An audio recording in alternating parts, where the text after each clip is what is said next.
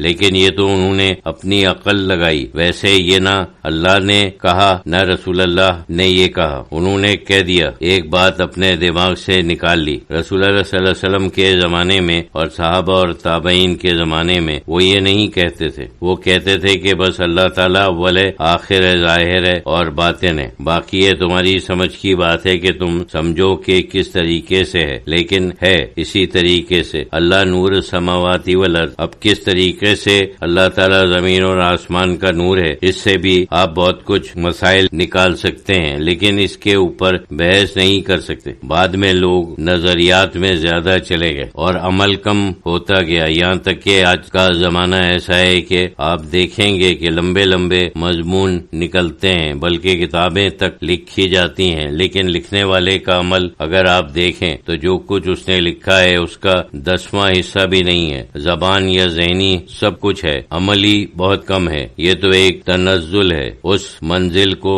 سمجھنا چاہیے اور اس کے اوپر عمل کرنے کی کوشش کرنی چاہیے۔ انسان کو زیادہ نظریات میں نہیں جانا چاہیے، بلکہ عملی طور پر اپنا اسلام پیش کرنا چاہیے۔ آج کل جو فرقے ایک دوسرے سے لڑتے رہتے ہیں، ممکن ہے کہ بعض لوگ جو کچھ ایک فرقے میں ہیں کچھ مقبول نظر نہیں آتا، بلکہ خود ہم بھی اس کو پسند نہیں کرتے، لیکن ممکن ہے کہ ان کے عمل کی وجہ سے وہ ان لوگوں سے سبقت لے جائیں جو باتیں تو بہت کرتے ہیں اور کرتے کچھ نہیں ہیں، کم از کم انہوں نے کچھ کیا تو ہے، یعنی کچھ قرآن اور حدیث کے اوپر عمل تو کیا ہے۔ تو انسان کو عقائد کے مسائل میں پڑھ کر عمل کو نظر انداز نہیں کرنا چاہیے۔ رسول اللہ صلی اللہ علیہ وسلم کے زمانے میں اور قرون اولا جس سے خیر القرون کہتے ہیں، کم سے کم حضور کے بعد 3 پشت تک انسان کی عبادت دیکھی جاتی تھی اور سب سے زیادہ اس کے اخلاق دیکھے جاتے تھے، اسی طرح اس کی خیرات اور آپس میں لوگوں کے ساتھ جو معاملات تھے وہ دیکھے جاتے تھے۔ وہ کہتے تھے کہ یہ بہت نیک اور پرہیزگار ہے، اور اگر کوئی شخص بہت زیادہ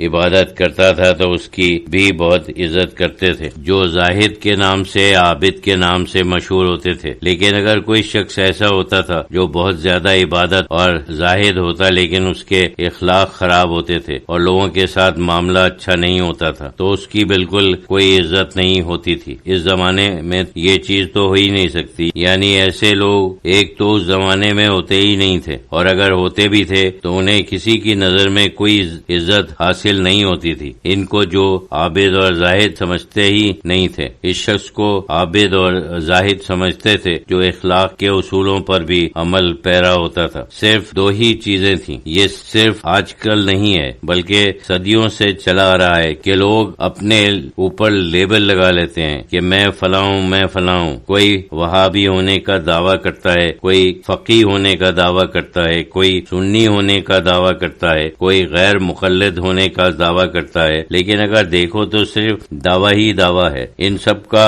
عمل یکساں ہے۔ یکساں سے مطلب یہ ہے کہ وہ نماز کبھی کبھی پڑھتے ہیں۔ جو بہت سے اہل حدیث ہیں ان میں بھی آپ دیکھیں گے کہ وہ بالکل سنت کے اوپر عمل نہیں کرتے، معمولی جو سنتیں مؤکدہ ہیں ان پر بھی عمل نہیں کرتے۔ یہ ضرور ہے کہ نماز میں جو انہوں نے خاص طریقہ اختیار کیا ہے جو دوسروں سے مختلف ہے اس کے اوپر سارا زور ہے، باقی سنت مؤکدہ ہیں، خاص طور پر جو اخلاقی ہیں، جو اخلاق میں ہیں، وہ چیزیں تو بالکل غائب ہیں، سب یکساں ہیں، ان میں آپ کوئی امتیاز نہیں کر سکتے جب تک کہ وہ گفتگو نہ کریں، یعنی جب تک آپ ان کے ذہنوں سے واقف نہ ہو جائیں، ان کے عمل سے آپ معلوم نہیں کر سکتے کہ وہ کس فرقے کے ہیں۔ اس کے معنی یہ ہے کہ ان کی فرقہ بندی جو ہے وہ صرف ذہنی ہے، عملی نہیں ہے۔ جس وقت انسان قرآن پڑھے اور جس وقت حدیث پڑھے تو اس نقطہ نظر سے پڑھنا چاہیے کہ اس کا عمل بدلے اور کچھ ایک دوسری چیز بن جائے، یہ نہیں کہ ذہن میں کچھ خیالات پیدا ہو جائیں۔ ذہن تو خیر انسان کا ایک ضروری مرکز ہے، وہیں سے تو سب کچھ ہوتا ہے، لیکن ایمان کا اثر بھی ذہن ہی کے اوپر ہوتا ہے، حالانکہ ہے تو ایک قلبی چیز، لیکن ذہن میں اس کی سب تفصیلات آ جاتی ہیں، وہ سب کچھ ہے۔ لیکن یہ سمجھنا چاہیے کہ اسلام اس وقت ہوتا ہے جب تم میں نظر آ جاتا ہے، صورتن نہیں بلکہ سیرتن، تو مسلمان نظر آ جاتا ہے، وہ اسلام ہے۔ اس وجہ سے صوفیہ کرام نے فرقوں کے اختلافات میں بہت کم دلچسپی لی، بلکہ اکثر صوفیہ کرام جب کسی مسئلے کو بیان کرتے ہیں تو کبھی وہ کچھ نظر آتے ہیں اور کبھی وہ کچھ نظر آتے ہیں، یعنی کبھی وہ ایک طرف چلے جاتے ہیں، کبھی دوسری طرف چلے جاتے ہیں، کیونکہ وہ صرف حقیقت کو دیکھتے ہیں، وہ کسی ایک فرقے یا ایک نظریے کے پابند نہیں ہیں، جو کچھ سچ نظر آتا ہے وہ کہتے ہیں، اس وجہ سے وہ کسی ایک لیبل میں یا فرقے میں تو آتے ہی نہیں ہیں۔ یہی مقصد ہے کہ اس کا جو کہتے ہیں کہ الصوفی لا مذہب لا، یعنی صوفی کا کوئی خاص طریقہ نہیں ہے، وہ جو کچھ حقیقت سمجھتا ہے وہی اس کا طریقہ ہے۔